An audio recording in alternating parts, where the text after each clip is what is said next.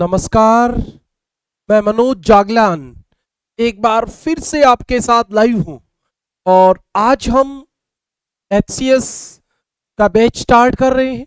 आप सभी लोगों को सबसे पहले तो मैं बधाई देना चाहूँगा कि आप सब ने एक बहुत शानदार करियर को चुना है, लेकिन आपने केवल चुना है, इतने भर से कुछ नहीं होने वाला है। आपको मेहनत करनी होगी, बहुत शिद्दत के साथ तैयारी करनी होगी, एक एक कॉन्सेप्ट को क्लियर करना होगा, तब जाके बातें आपके पक्ष में होंगी। लेकिन ध्यान रखना, मेहनत करने वालों की कभी हार नहीं होती। टारगेट चाहे कितना भी बड़ा क्यों ना हो। तो आप सभी को एक बार पुनः बधाई, पुनः सभी को नमस्ते, राम राम। आप सब लोगों का स्वागत हमारे HCS प्री के बैच में। और आपको एक एक चीज बड़े इत्मीनान से, बहुत आराम से और बहुत कॉन्सेप्ट के साथ आपके साथ साझा करेंगे। और किसी प्रकार की आपको समस्या रहती है तो आप वो सब बातें कमेंट के द्वारा पूछ भी सकते हैं। और एक बार आप कमेंट करके बताओ कि ऑडियो वीडियो सब सही है या नहीं है। एक बार जल्दी से आप कमेंट कर दें, उसके बाद हम पढ़ना शुरू करेंगे। हाँ, जल्दी से बता दो भाई। तो हम टॉपिक शुरू करते हैं। सबसे पहले भारत की भूगोल, और जैसा कि आपको टाइटल में दिख भी गया होगा, भारत का सामान्य परिचय। हम जो पढ़ेंगे वो पढ़ेंगे भारत का सामान्य परिचय, भारत का सामान्य परिचय। ओके, अभी एक बार आपको टेलीग्राम पे HCS प्री के प्रीवियस ईयर के जो पेपर हैं वो आपके साथ साझा कर देंगे, आपको शेयर करवा देंगे। आप उनमें एक लेवल देख लेना कि किस प्रकार के क्वेश्चन एग्जाम में आते हैं और आपको कितनी मेहनत उनके लिए करनी रहेगी। चलो जल्दी से आप कमेंट करके बताओ भाई, अभी तक कमेंट नहीं आ पा रहे हैं। वॉइस वगैरह सब सही है? हाँ, ओके। जो बच्चे लाइव हैं जल्दी कमेंट करें, फिर हम पढ़ना शुरू करेंगे। भारत का सामान्य परिचय आज का हमारा टॉपिक है। हाँ भाई, दीपक मलिक आपका स्वागत है। हाँ जी, ये क्लास लाइव है आपके साथ, और हमारे ऐप पे जितनी भी क्लासें होती हैं वो लाइव होती हैं। ये बहुत इंपॉर्टेंट बात होती है। और आपके किसी भी प्रकार की समस्या रहे तो आप हमें कमेंट कर सकते हो, आप इंटरेक्ट कर सकते हो, कोई भी क्वेश्चन आप पूछ सकते हो, सब कुछ ओके है। तो बिल्कुल शुरू करते हैं। चलो सबसे पहले, अच्छा, आप लोगों की पहले तैयारी कितनी की हुई है? जैसे एक बात तो ये होती है कि हम बहुत जीरो से स्टार्ट करें। वैसे तो ये वर्ड कहने में बहुत आसान होता है कि सर जीरो से शुरू करके चलो, लेकिन एक्चुअली क्या होता है, जीरो का मतलब ये होता है कि छोटी से छोटी बात भी आपके साथ साझा की जाए। यही तो इंपॉर्टेंट बात होती है, और कोई बहुत इंपॉर्टेंट नहीं रहता बस। तो सबसे पहले हम इसी बात से शुरू करते हैं। और सबसे पहला क्वेश्चन आपके सामने है, फिर मैं आपको आंसर बताऊंगा। हाँ जी, सैद्धांतिक दृष्टि से या संवैधानिक दृष्टि से, संवैधानिक दृष्टि से हमारे देश के नाम, हमारे देश के नाम, ये बात आपको बतानी है कि संवैधानिक दृष्टि से हमारे देश के कितने नाम है। According to constitution, how many names of our country, हमारे देश के कॉन्स्टिट्यूशन के अकॉर्डिंग कितने नेम हैं, जल्दी से बता दो। अभी तुषार नमस्ते, बिल्कुल बिल्कुल, यू आर वेलकम बेटा, सभी का स्वागत। हाँ, जल्दी से आप कमेंट करके बताओ हमारे देश के संविधान की दृष्टि से अकॉर्डिंग टू कॉन्स्टिट्यूशन कितने नेम हैं। बताओ भी, जल्दी बताओ, अकॉर्डिंग टू कॉन्स्टिट्यूशन, कॉन्स्टिट्यूशन के अकॉर्डिंग हमारे कितने नाम हैं। सर मैं तो आपसे ही पढ़ रहा हूं ज्योग्राफी बैच नंबर 29 में। ओके बेटा दीपक मलिक, ये तो और भी अच्छी बात है। तो आप सब जानते भी हो हम क्या पढ़ाने वाले हैं, कैसे पढ़ाने वाले। सिर्फ एक चीज का फर्क रहेगा कि वहां जो लेवल है वो थोड़ा कम है, यहाँ हम थोड़ा ज्यादा बात करेंगे, बस और कुछ नहीं है। सेम सेम कंटेंट तो थोड़ा बढ़ेगा, बाकी चीजें सेम रहने वाली हैं। हाँ, तो आपको पता होना चाहिए हमारे देश के संवैधानिक दृष्टि से केवल दो नाम हैं, एक भारत और एक इंडिया।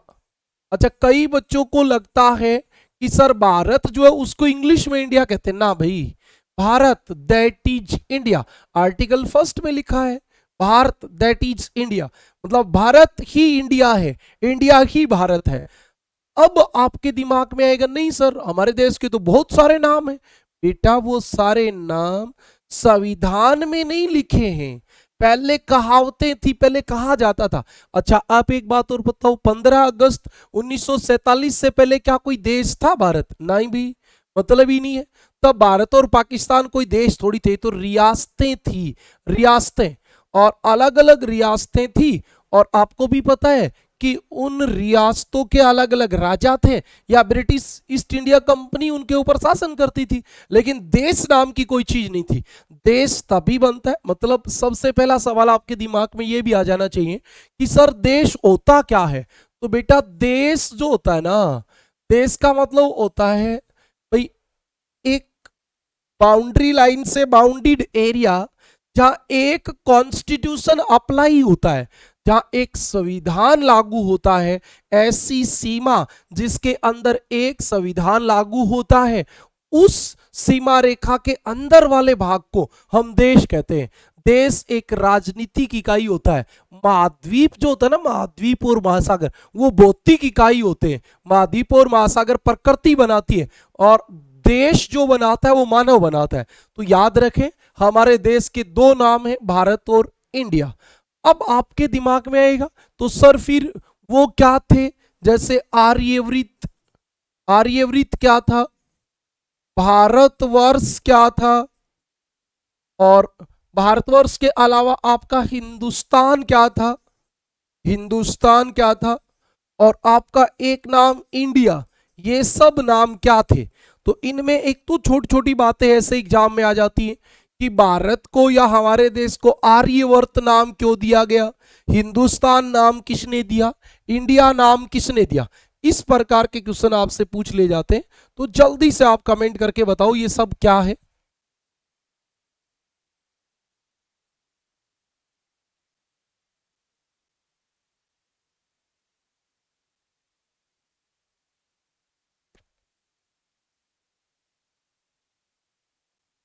आपके कमेंट का मुझे वेट रहता है।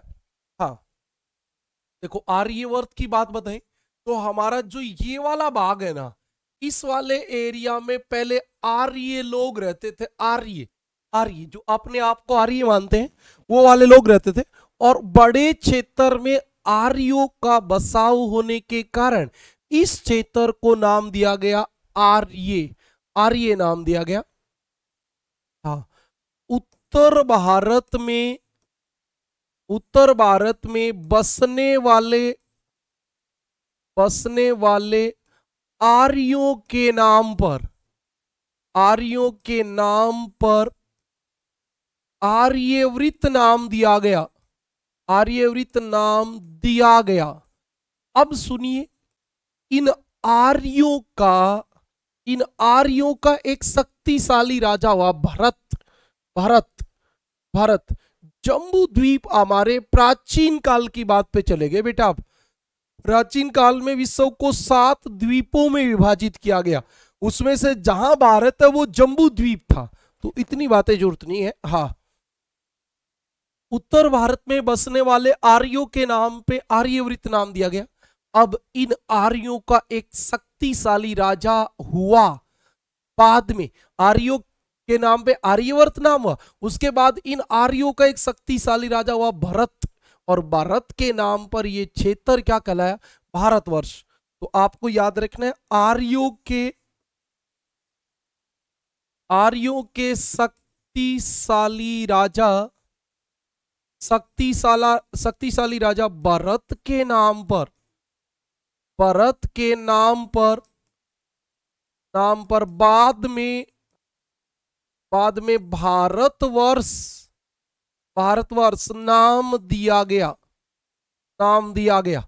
मतलब आर्यों का ही एक राजा था भरत, और उसके नाम पे भारतवर्ष नाम दिया गया। अब सुनो, आपका नाम आ गया हिंदुस्तान। वैसे पहले नाम आया था इंडिया, फिर हिंदुस्तान आया था। तो आपको कोई बात नहीं, इतना याद रखना है, इधर हमारे एक नदी बहती है सिंधु। सिंधु, इस नदी को भारतीय साहित्य में सिंधु नदी कहते हैं। आपको पता होना चाहिए कि इससे आगे ईरान, इराक, सऊदी अरब है, या ईरान के कुछ लोग इधर आए, और जैसे वो इस नदी के पास आए तो उन्होंने इस नदी को नाम दिया हिंदू। हिंदू, हिंदू, मतलब सिंधु को ही ईरानियों ने नाम दिया हिंदू, और इससे आगे वाला जो भाग है उसको नाम दिया हिंदुस्तान। क्या नाम दिया? हिंदुस्तान दिया। तो आपको याद रखना है, ईरानियों ने ईरानियों ने ईरानियों ने सिंधु नदी को हिंदू नदी कहा, तथा इस क्षेत्र को हिंदुस्तान कहा। हिंदुस्तान का, तो आपसे सवाल पूछा जा सकता है, हिंदुस्तान जो शब्द है वो आपकी कौन से देश की भाषा का शब्द है? ईरान का। और ईरानी भाषा में सिंधु नदी को क्या कहते हैं? हिंदू नदी। और इससे आगे वाले क्षेत्र को क्या नाम दिया गया? हिंदुस्तान। उसके बाद आप आ जाइए इंडिया पे। तो आप जब इंडिया पे आओगे तो आपको एक बात का पता होना चाहिए, यूनानियों, आपको पता है क्या विश्व में भूगोल की शुरुआत यूनान में हुई थी? कहां है यूनान? ये आपको पता होना चाहिए। ये अफ्रीका महाद्वीप है, अफ्रीका, अफ्रीका महाद्वीप है।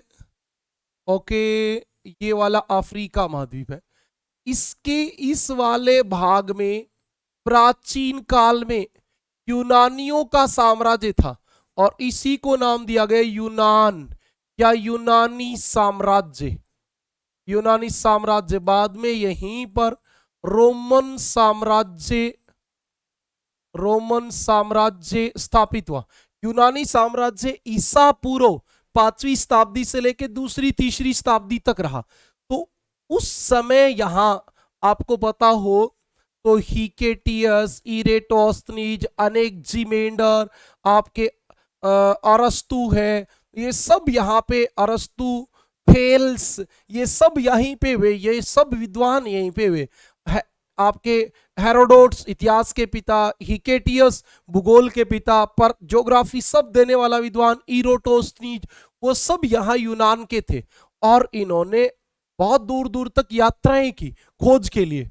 और जब ये अपनी यात्रा पे निकले तो आपको पता होना चाहिए कि जैसे यहाँ आए तो यहाँ नदी बह रही थी, और इस नदी का नाम था सिंधु नदी। लेकिन इन्होंने, यूनानियों ने इस सिंधु नदी को नाम दिया इंडस। इसीलिए आज भी हम इंग्लिश में सिंधु को इंडस रिवर बोलते हैं। सिंधु को क्या बोलते हैं? Indus river. बात समझ में आएगा? सिंधु को इंडस रिवर बोलते हैं। और इन यूनानियों ने सिंधु नदी को इंडस कहा और आगे के देश को इंडिया कहा। ये वाली बात थी। यूनानियों ने सिंधु नदी को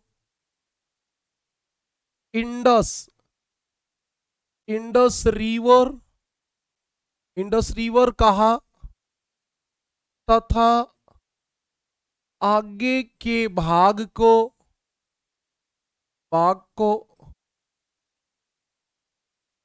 इंडिया कहा। आगे के भाग को इंडिया कहा। तो आपको पता होना चाहिए कि इंडिया शब्द जो दिया गया वो यूनानियों द्वारा दिया गया। इसका अंग्रेजों से कोई लेना देना नहीं है। अंग्रेज तो बहुत बाद में है, ये नाम तो पहले ही आ गया था। एक बात आपकी यहां तक की क्लियर हो गई। मतलब मैंने नाम से संबंधित जितने सवाल थे वो आपके सब क्लियर करा दिए। इसके अलावा आपसे नहीं पूछा जाएगा, फिर वो सब बातें हिस्ट्री में आपको पढ़नी रहेंगी, ज्योग्राफी में इससे ज्यादा की जरूरत नहीं है। ओके, अब हम आएंगे भारत है कहां, भारत की स्थिति पे आएंगे। भारत की स्थिति, सबसे पहला सवाल तो ये है कि आप किसी भी देश की स्थिति अक्षांश व देशांतर के बिना नहीं बता सकते। अक्षांश व देशांतर के बिना नहीं बता सकते। आप किसी भी देश की स्थिति अक्षांश और देशांतर के बिना नहीं बता सकते। जैसे आपसे कोई पूछे भारत कहाँ है, तो जब तक आप लैटिट्यूड और लॉन्गिट्यूड नहीं बताओगे तब तक एग्जैक्ट पता नहीं चलेगा कि भारत है कहाँ। भारत है कहाँ, एक बात तो ये आपको पता होनी चाहिए। ओके, दूसरी बात, अब हम भारत को तीन तरीके से बताएंगे। सबसे पहले हम बताएंगे कि ये आपकी पृथ्वी है, इस पृथ्वी पे भारत कहाँ है। तो मेनली हम पृथ्वी को दो भागों में बांट देते हैं। इक्वेटर, भूमध्य रेखा के द्वारा, आप में से जो बच्चा इंग्लिश मीडियम का है वो एक बार इंग्लिश मीडियम लिख के भेजे, तो फिर हम सब बातों को ट्रांसलेट करते हुए चलेंगे। ये आपकी इक्वेटर रेखा होती है, भूमध्य रेखा। इसके उत्तर वाला भाग भूगोल में कहलाता है उत्तरी गोलार्ध, नॉर्थ हेमेस्फीयर, नॉर्थ हेमेस्फीयर। और नीचे वाला आपका कहलाता है दक्षिणी गोलार्ध, साउथ हेमेस्फीयर। साउथ हेमेस्फीयर, नॉर्थ हेमेस्फीयर और साउथ हेमेस्फीयर, ये दो आपके नाम हैं। ठीक है जी, कोई दिक्कत? अब क्या होता है, एक 0 डिग्री देशांतर, 0 डिग्री लॉन्गिट्यूड, इसका नाम होता है लॉन्गिट्यूड, लॉन्गिट्यूड यानी देशांतर, और इसका नाम होता है लैटिट्यूड यानी अक्षांश। ये 0 डिग्री देशांतर जो है, हाँ तुषार बिल्कुल सही बात है।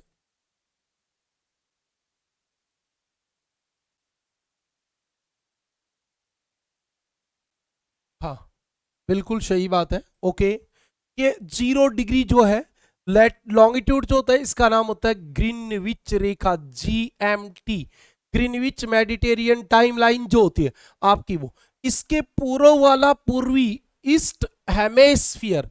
बेटा कोई भी गोला होता है, गोला स्पीयर आधा हो गया तो hemisphere, south hemisphere, north hemisphere, east hemisphere, west hemisphere. तो अब आपका ये वाला भाग हो गया नॉर्थ ईस्ट, ये आपका क्या हो गया नॉर्थ वेस्ट, ये आपका हो गया साउथ ईस्ट, और ये हो गया साउथ वेस्ट। इस प्रकार आपके पृथ्वी पर 4 गोलार्ध हो गए, south east, north east, south west, north west. अब भारत कहाँ है, भारत कहाँ है, तो ये सेम वही बात फिर आ गई। जब तक आपके पास लैटिट्यूड और लॉन्गिट्यूड नहीं होंगे तब तक आप भारत नहीं बता पाओगे। जैसे आप भारत को तभी तो बता पाओगे जब आपको ये पता हो कि ये भारत है कहाँ, और जब ये पता चल जाएगा तो फिर एग्जैक्ट स्थिति का भी पता चल जाएगा। लेकिन एक ये भी तो पता होना चाहिए भारत कहाँ है। तो भारत यहाँ 8 डिग्री 4 मिनट नॉर्थ से 37 डिग्री 6 मिनट नॉर्थ तक है। इधर आपका 68 डिग्री 7 मिनट से और 97 डिग्री और 25 मिनट ईस्ट तक है। तो आप देख रहे हो इधर भी ईस्ट है, इधर भी ईस्ट है, ये भी नॉर्थ है, ये भी नॉर्थ है। इसका मतलब भारत नॉर्थ ईस्ट में। पृथ्वी पे यदि हम देखें तो इस वाले क्वार्टर एरिया में भारत है, इस वाले क्वार्टर एरिया में।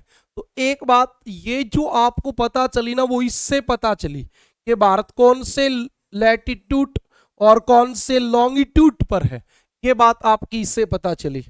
ओके,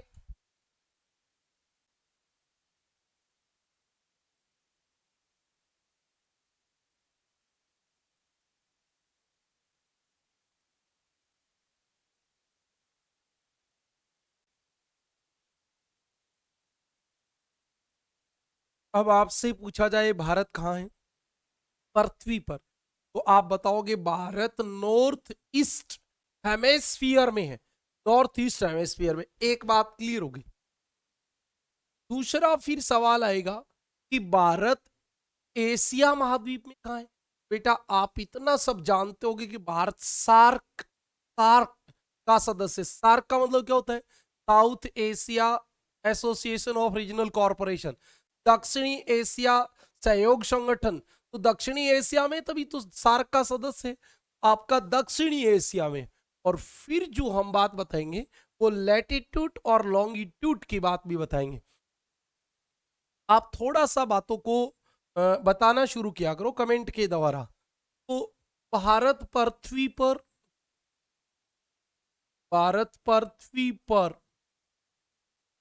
त्रिपूर्वी गोलार्ध में स्थित है। त्रिपूर्वी गोलार्ध में स्थित है। भारत पृथ्वी पर उत्तरी पूर्वी गोलार्ध में स्थित है। इस बात का आपको मतलब समझ में आ गया तो चीजें आपके लिए आसान हो जाएंगी। कहने का मतलब ये है कि जो भारत है वो यहाँ है, ऐसे ऐसे ऐसे भारत है, ये आपका भारत यहाँ है। दूसरी बात, भारत एशिया महाद्वीप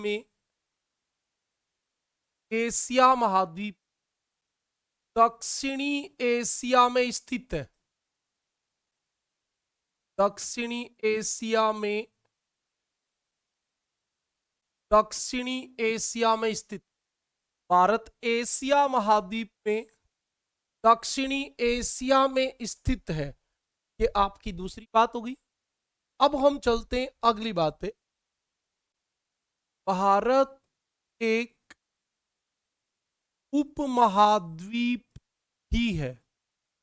अच्छा, अब आपको पहले मुझे ये बताना चाहिए कि ये महाद्वीप होता क्या है। उप का मतलब क्या होगा और महाद्वीप का मतलब क्या होगा, ये सबसे इंपॉर्टेंट बात है।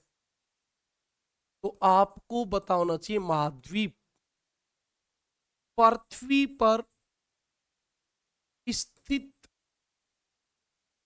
प्रथम श्रेणी की स्थलाकृति टोपोग्राफी फर्स्ट क्लास टोपोग्राफी है।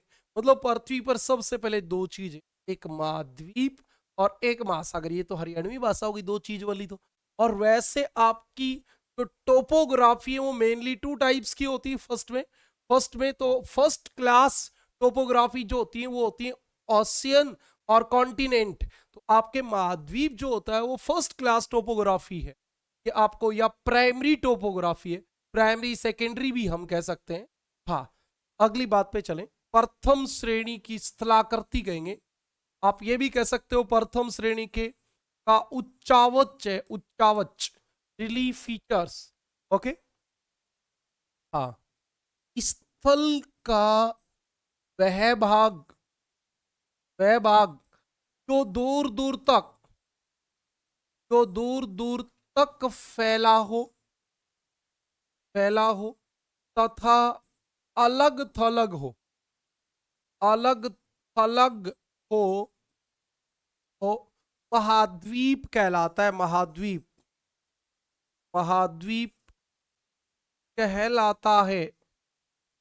महाद्वीप कहलाता है। स्थल का वह भाग जो दूर दूर तक फैला हो तथा अलग थलग हो महाद्वीप कहलाता है। ये आपकी पहली बात थी। देखिए, आप इस बात में कोई समस्या, कोई परेशानी, इतनी बात में कोई परेशानी है तो आप मुझे बताएं।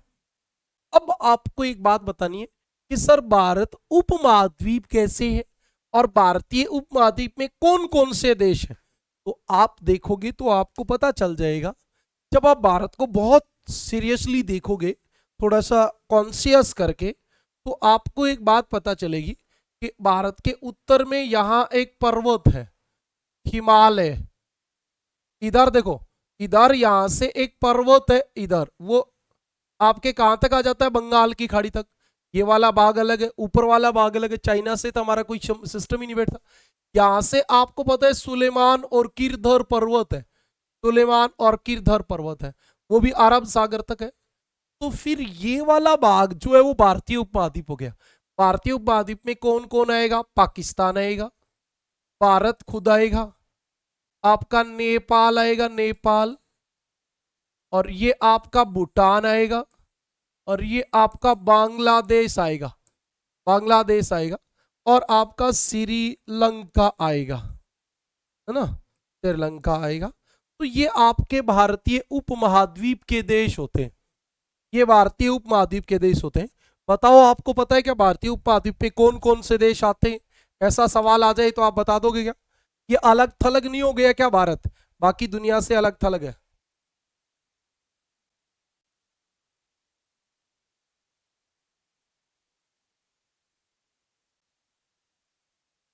इतनी बातें क्लियर है? जल्दी से बता दो, इतनी बातें क्लियर है क्या? ये आपका भारतीय उपमहाद्वीप है।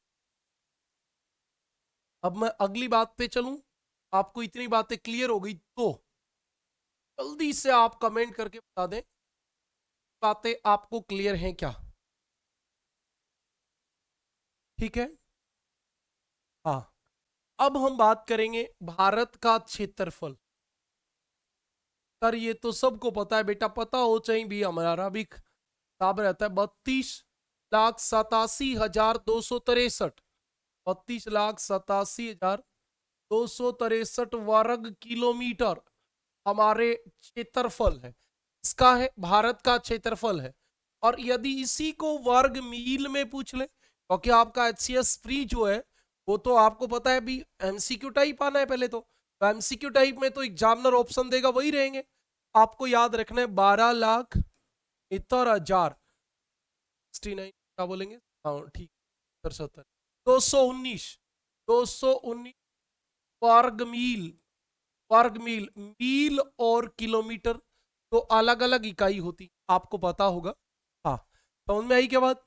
तो मील में ये वाली बात होती, अरे आपने देखा होगा कोई भी स्केल होता है उसमें एक तो होती है इंच वाली, इंच वाली इकाई जो होती है वो मील होती है।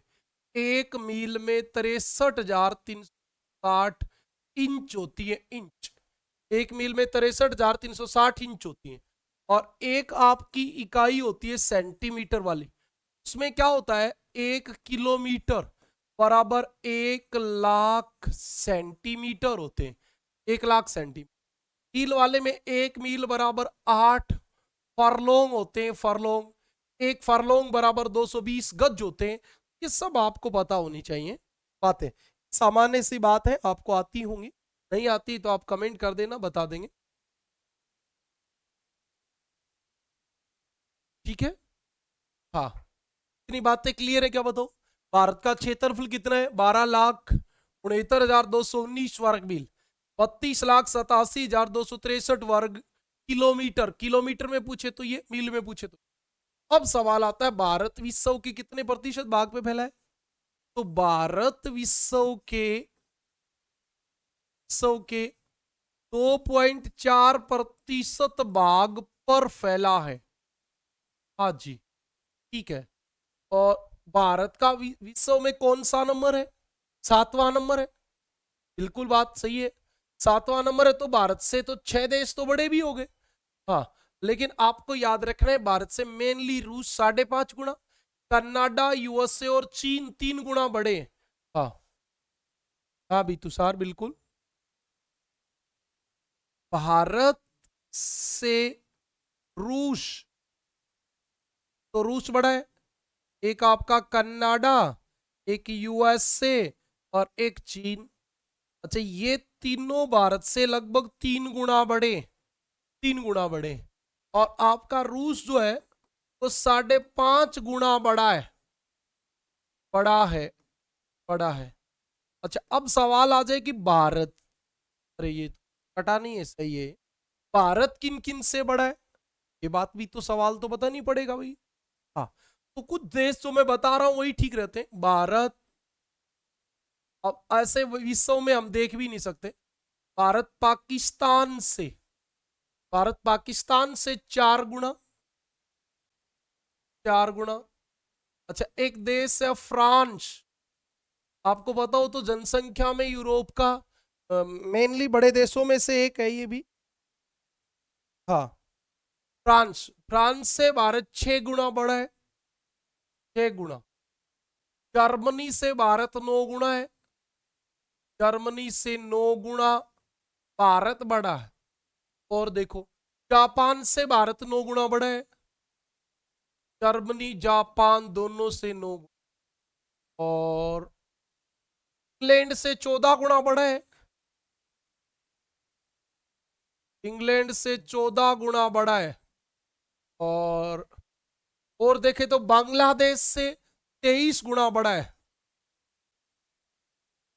बांग्लादेश से 23 गुना भारत बड़ा है, भारत बड़ा है।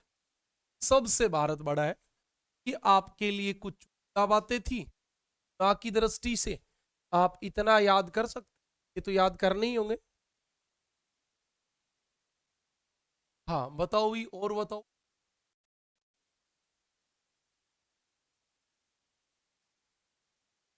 और बताइए कोई विशेष बात आपको इसमें से संबंधित जो बतानी हो। वॉइस वॉइस सब सही आ रही है क्या, एक बार कमेंट कर देना। दो से कई बार हमारे आवाज में दिक्कत आ रही है, क्यों आ रही है बता। हाँ, भारत पाकिस्तान से 4 गुना, फ्रांस से 6 गुना, जर्मनी से 9 गुना, जापान से 9 गुना, जर्मनी जापान 9 गुना, इंग्लैंड 14 गुना, बांग्लादेश से 23 गुना बड़ा है। ओके, अब हम अगली बात पे चलते हैं।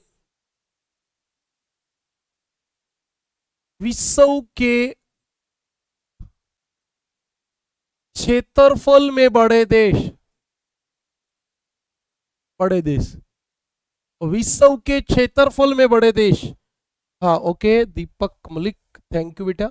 हाँ, सबसे बड़ा देश बताओ विश्व का कौन है? रूस। दूसरे नंबर पे कनाडा, तीसरे नंबर पे यूएसए, और जो भी बच्चा गाइड पढ़ता है वो 3 नंबर पे लिखेगा चीन। जबकि चीन 3 नंबर पे नहीं होता बेटा। 9th क्लास की एनसीईआरटी की बुक उठा लेना, और जो एनसीईआरटी में लिखा है चाहे वो गलत लिखा है वही सही है, ये बात भी ध्यान रख लेना। 4 नंबर पे चीन, 5 नंबर पे बड़ा देश होगा ब्राजील, 6 नंबर पे होगा ऑस्ट्रेलिया, 7वें नंबर पे बड़ा देश होगा आपका भारत, 8वें नंबर पे फिर से बड़ा देश होगा अर्जेंटीना, यानी कि ये भारत से छोटा देश है अर्जेंटीना। और 9 नंबर पे आपका होता है कजाखस्तान, कजाखस्तान। और 10 नंबर पे आपका बड़ा देश होता है अल्जीरिया। सर क्यों बताए इतने बेटा, इनसे एक सवाल और क्लियर हो जाएगा। अल्जीरिया, अभी देखना, अभी आपको सब क्लियर कर देंगे। अब देखना, यदि सवाल आ जाए इसका यूरोप महाद्वीप का सबसे बड़ा देश कौन है? रूस। अब कई बच्चों के दिमाग में आएगा सर रूस तो जो है ना वो एशिया और यूरोप दोनों महाद्वीपों में। बेटा दोनों में होने से कुछ नहीं होता।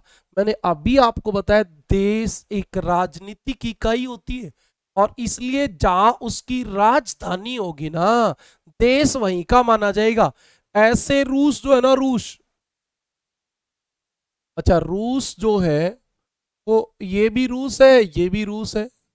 ये वाला महाद्वीप एशिया है और ये वाला महाद्वीप यूरोप है। अब एक्चुअल में देखें तो 66% यहां है, 33% यहां है। लेकिन आप एक बात बताओ भी, इस रूस की राजधानी जो है मॉस्को, वो आपकी यूरोप में है। इसलिए रूस यूरोप महाद्वीप का देश माना जाएगा। इसको आप एशिया का नहीं मान सकते। एशिया वाला भाग इसका साइबेरिया कहलाता है। साइबेरिया, आपका गांव में राशन कार्ड जहां का है आप उसी गांव के सदस्य होगे, खेत चाहे आपका कहीं पे भी क्यों ना हो। तो इसलिए इसकी राजधानी जो है मॉस्को वो यूरोप में है। ये बात आपको ध्यान रख लेनी है। रख लोगे इतनी बात?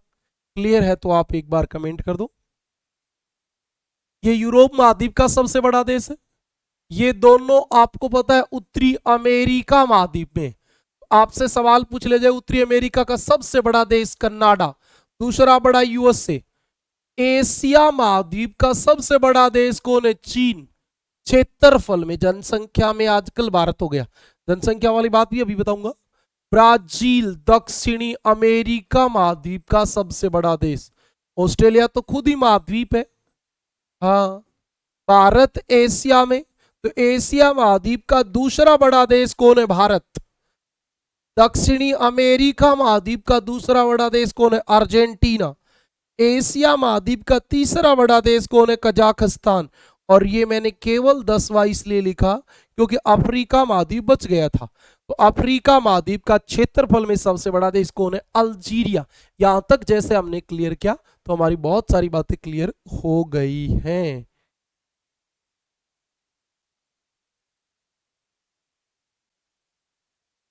जल्दी से कमेंट करके बताओ, इतनी बात क्लियर होगी तो फिर हम अगली बात पे चलते हैं। ये रूस वाली बात जो मैंने बताई, ये समझ में आई क्या?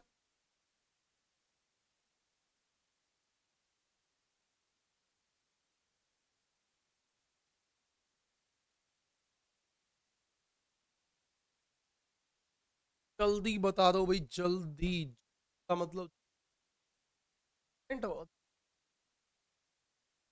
ये तो उस वाले छोटे, वो कमेंट बहुत फास्ट लिखती, बातें क्लियर हैं, से बता दो भाई, बातें क्लियर।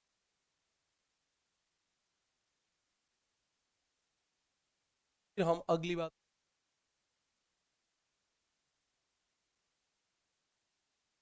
अभी हम एक बार एक वाला भारत स्थिति की बात करेंगे हम, भारत की स्थिति की बात करेंगे, भारत की स्थिति की बात करेंगे। आपको पता रहना चाहिए भारत आपका कहां से कहां तक फैला है। ओके भाई, ओके। आप देखेंगे भारत अक्षांश की बात करें या 8 डिग्री 4 मिनट तट, आपको इधर ये दिख रहा है क्या, अंडमान निकोबार, ये है, ये दिख रहा है, तो भारत इधर जो है वो 6 डिग्री 4 मिनट उत्तर से, ये 4 मिनट है, ये डिग्री, और इधर आपका जो भारत है 37 डिग्री और 6 मिनट उत्तर तक फैला। यदि इधर अक्षांश के बाद देशांतर की बात करें तो भारत 68 डिग्री 7 मिनट ईस्ट से और 97 डिग्री और 25 मिनट ईस्ट तक फैला है। ओके, ये आपकी बात है।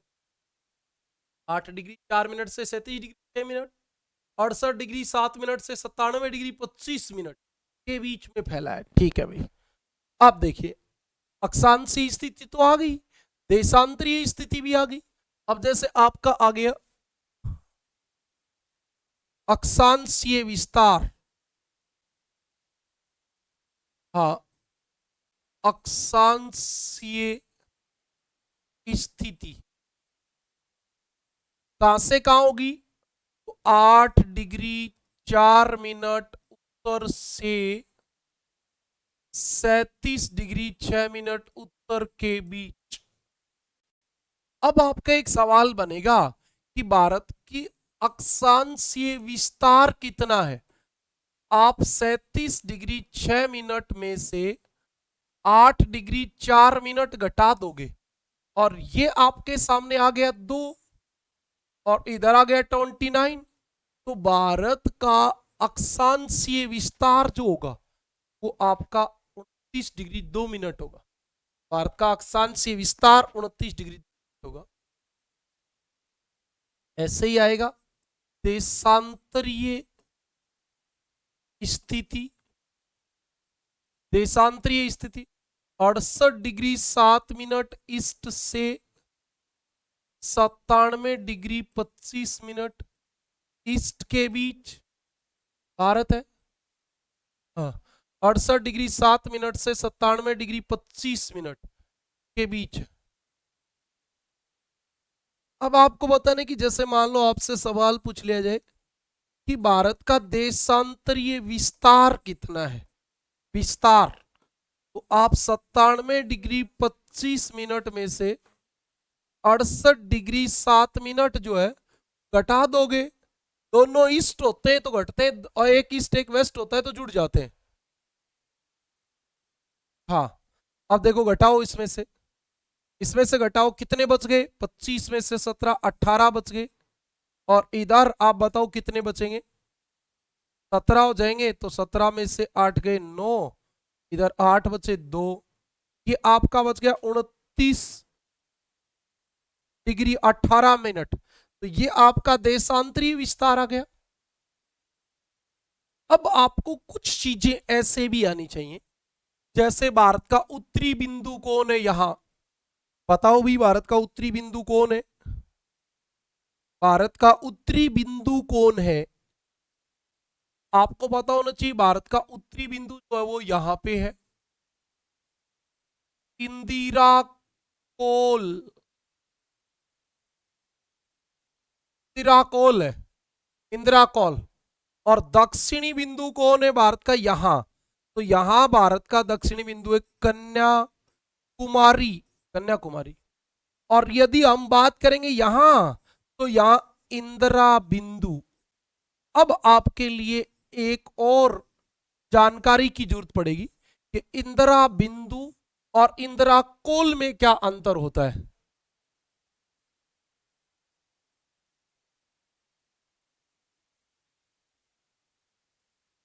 यही बात मैं पूछ रहा था भाई पहले भी, हमारे बच्चों जो ने इसको छेड़ तो नहीं कर दिए।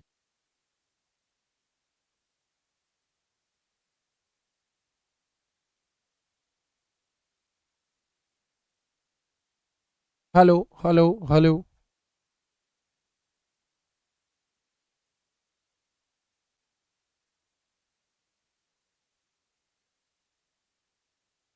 चले इस बात पे,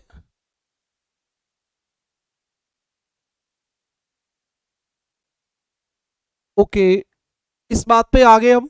अब देखो इंदिरा कोल और इंदिरा बिंदु में क्या अंतर होता है बेटा, ये कोल जो शब्द है ना, जैसे आपका होता है दर्रा, दर्रा जिसको आप इंग्लिश में बोलते हो पास, वो नदी द्वारा बना होता है, रिवर से बना होता है, रिवर से, रिवर के द्वारा बना होता है। तो ये एक्चुअली काराकोरम जो श्रेणी है उसमें ग्लेशियर के द्वारा पर्वत के आर पार बना क्या है, दर्रा है। और जब ग्लेशियर दर्रा बनाता है तो उसको कहते हैं कोल, कोल कहते हैं कोल। ओके, तो ये तो आपका हिमानी द्वारा निर्मित दर्रा है, और ये आपका बिंदु मतलब स्थान। अब नाम तो इंदिरा नाम तो कांग्रेस सरकार ने दिया है, उसमें कोई इसका कोई रोल नहीं है, वो तो आप कोई भी दे देते वही हो जाता। तो भारत का मुख्य भूमिका उत्तरतम बिंदु जो है वो आपका इंदिरा कोल है, और दक्षिणतम बिंदु कन्याकुमारी है। लेकिन भारत का दक्षिणी बिंदु इंदिरा बिंदु है जो निकोबार द्वीप पर स्थित है, और ये 2004 में आई सुनामी में डूब गया, जलमग्न हो गया। लेकिन पेपर में अभी भी आएगा, एग्जाम में अभी भी आता है, तो ये जलमग्न हो गया। अब भारत का उत्तरी बिंदु इंदिरा कोल, दक्षिणी बिंदु कन्याकुमारी, और आपकी लंबाई कितनी है, 3214 किलोमीटर। भारत की उत्तर से दक्षिण लंबाई कितनी है, 3214 किलोमीटर है। ये बात आपको पता होनी चाहिए। अच्छा इधर और देखते हैं, ये आपका यहां, यहां बिंदु होता है आजकल कीबीथू हो गया, कीबीथू। पहले इधर वांगलू भी होता था, वांगलू, वांगलू अरुणाचल प्रदेश में। लेकिन अभी अमित शाह एक बार किबीथू गांव भी गए हैं, और उन्होंने कहा है कि भारत का सबसे पूर्वी बिंदु है, तो गृह मंत्री हैं देश के, उन्होंने कहा है तो फिर सवाल यही बनेगा अभी। हाँ, और इधर हमारा जो पश्चिमी बिंदु है वो है आपका गोरमाता, या आप ये भी कह सकते हो सर क्रिक, सर क्रिक। और भारत इधर से इधर 2933 किलोमीटर आपका चौड़ा है, और लंबा 3214 किलोमीटर, चौड़ा 2933 किलोमीटर है। ये आपकी बातें आ गई। भारत का पूर्वी बिंदु कौन है, किबीथू। पश्चिमी बिंदु कौन है, गोरमाता या सर क्रीक। उत्तरी बिंदु कौन है, इंदिरा कोल। दक्षिणी बिंदु कौन सा है, इंदिरा बिंदु। अभी आपको कॉल कॉल और इंदिरा बिंदु में अंतर समझ में आ गया क्या, ये बता दो, जल्दी से कमेंट करके बताओ। इतनी बातें क्लियर हैं तो अगली बात पे चलते हैं।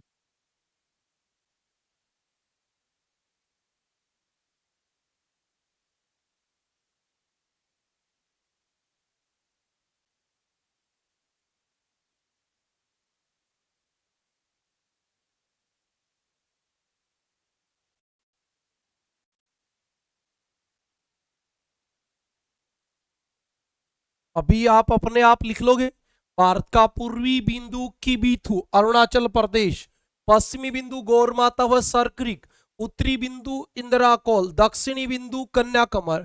कन्याकुमारी मुख्य भूमिका कन्याकुमारी, और वैसे भारत का दक्षिणतम बिंदु आपका इंदिरा बिंदु होता है, इंदिरा बिंदु। ये दोनों बातें मैं आपको बता देता हूं, बाकी चीजें आपको क्लियर है। हाँ, दीपक मलिक, इतनी बातें क्लियर हैं बेटा? चलो, अब आपको दो बातें बतानी है। भारत की मुख्य भूमिका दक्षिणी बिंदु, भारत की मुख्य भूमिका दक्षिणी बिंदु, भारत की मुख्य भूमिका दक्षिणी बिंदु है कन्याकुमारी। कन्याकुमारी, कन्याकुमारी, कई बच्चे कैसे कन्याकुमारी और कैसे केरल बना लेते हैं, जो कि सही नहीं होता। कन्याकुमारी आपकी तमिलनाडु में है। कहां पे है? 8 डिग्री 4 मिनट उत्तरी अक्षांश पर है। हाँ, 8 डिग्री 4 मिनट पर है, 8 डिग्री 4 मिनट पर है कन्याकुमारी। ये बात भी आप याद रखें। अच्छा, आपको पता भी होगा। हाँ, कन्याकुमारी को, कन्याकुमारी को केप ऑफ केमोरीन, केप ऑफ केमोरीन कहते हैं। कन्याकुमारी को केप ऑफ कैमोरीन कहते हैं। ये तो नाम है, केप ऑफ कैमोरीन। हाँ, भारत का दक्षिणतम बिंदु, दक्षिणतम बिंदु, जब कोई मुख्य भूमि वगैरह कुछ नहीं लगी आए, ये मुख्य भूमि शब्द नहीं लगा आए, तब आपका आएगा इंदिरा बिंदु। इंदिरा बिंदु, इसी का नाम पहले पिग्मेलियन पॉइंट, पॉइंट होता था। पिग्मेलियन पॉइंट, पिग्मेलियन पॉइंट नाम होता था आपका। ये कहां है? निकोबार में। ना? यह निकोबार में 6 डिग्री 45 मिनट नॉर्थ पर स्थित है। 6 डिग्री 4 मिनट से भी काम चल जाएगा। ये आपकी बातें हैं, और बाकी की बातें हम जो है वो कल डिस्कस करेंगे। इससे संबंधित पहले मैं आपसे 2, 5, 10 क्वेश्चन पूछूंगा जो आज हमने करवाया है, और फिर आगे की बात करेंगे। आज के लिए इतना ही। एक बार आप मुझे ये जरूर बताएं कि वॉइस सही से आ रही थी या नहीं आ रही थी। वॉइस की बात जरूर बताएं। हाँ, एक बार वॉइस की बात जरूर बता दो।